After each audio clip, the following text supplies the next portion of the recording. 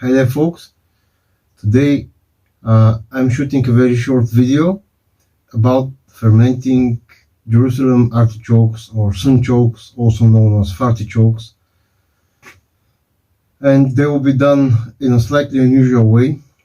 So this is the reason why I'm here down in the basement, and let me show you how we ferment them.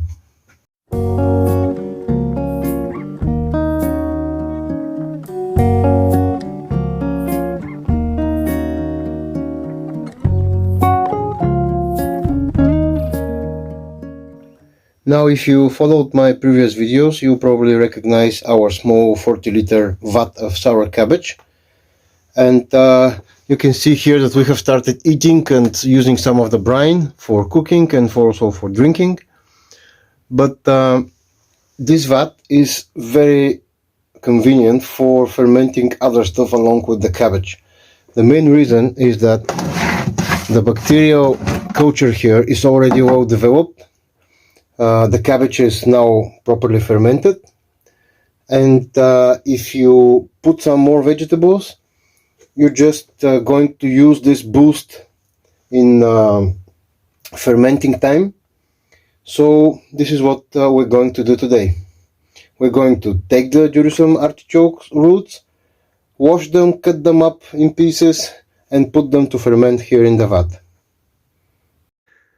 Okay, so if your sunchoke roots are larger and in many separate clumps, it's easier to break off the little side shoots or the side clumps. That will make it easier to wash the root better and also easier to cut. A good ripe root should be crunchy and easily breakable by hand.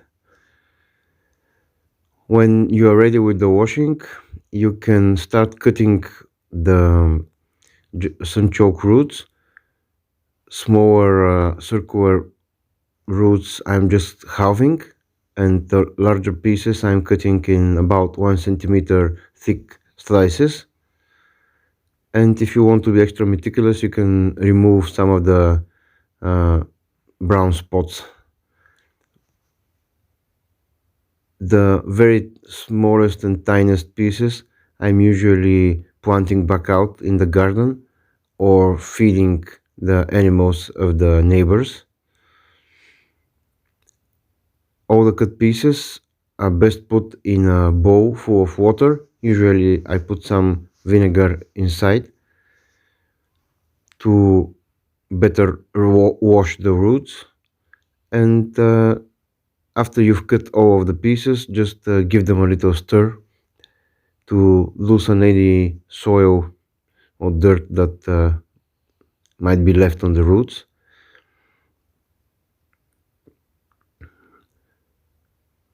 After that, you will need a type of mesh bag or muslin bag which can hold the roots better, and when you add them to the vat, they won't just float around or sink to the bottom, and it will be easier to get them out and get some to eat as well by just pulling the mesh back and getting as much as you want out of it. So now I'm transferring the cut sunchokes into the mesh bag, and after I have moved all the pieces, you'll see the type of water it will remain in the yellow pot. It has some soil in it, so this final wash cycle, so to speak, is good and useful. And if you think that they need some extra washing, you can use this whole mesh bag and dunk it repeatedly in a larger bucket of water. So that's about it. Now we have to just tie a knot on top of the bag so the pieces won't fall out, and afterwards it's ready to be put in the vat with the sour cabbage to ferment.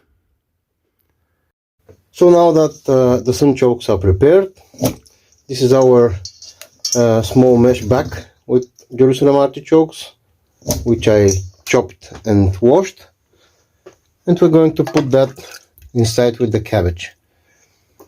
At first it doesn't really seem that we have enough space for that, but you can see that the cabbage is buoyant, so it flows to the top, and we certainly have enough room for the sunchokes to go in here. And here they go.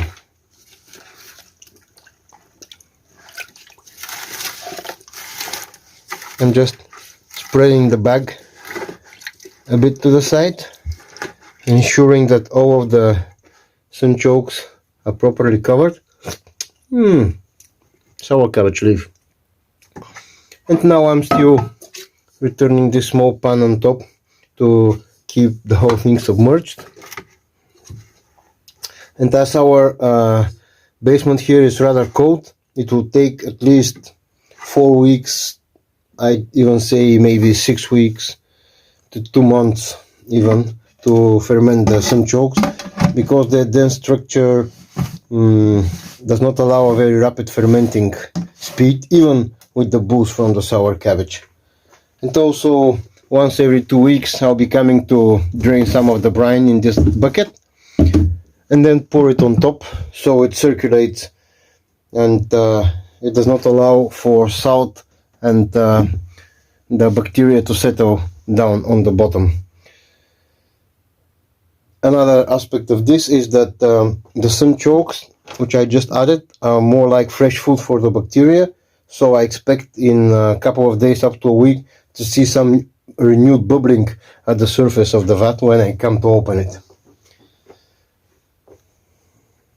So one of the most disturbing things about Jerusalem artichokes is the fact that they are very rich in the insoluble fiber inulin, and consuming larger amounts of sunchokes leads to gas buildup and sometimes even painful gut.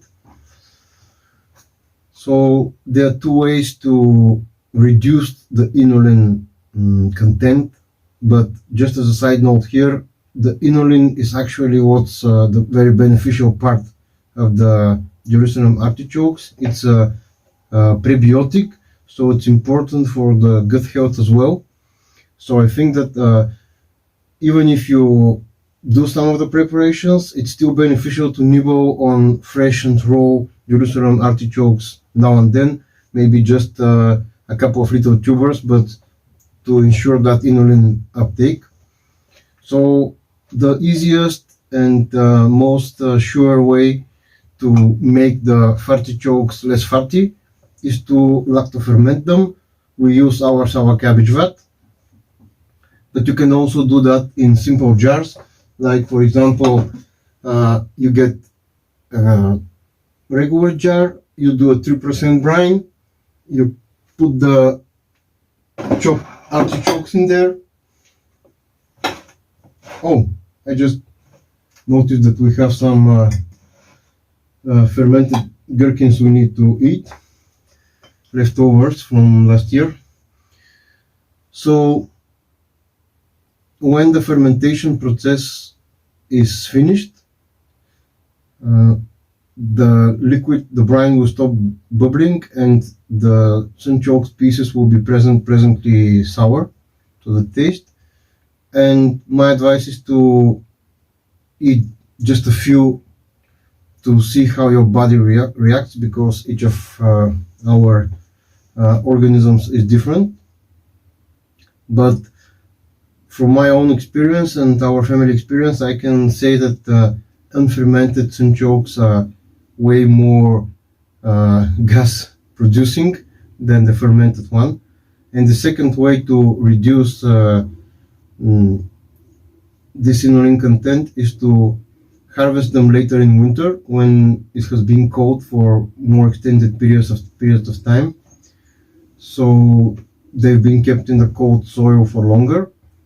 And also roasting them, harvesting them later and roasting them like in the oven with some vegetables like carrots and potatoes, like for a vegetarian or meat-based roast. This is also a good way to lower the insulin pressure which you will get in your gut. So that was all from me for today, and I'll see you the next time.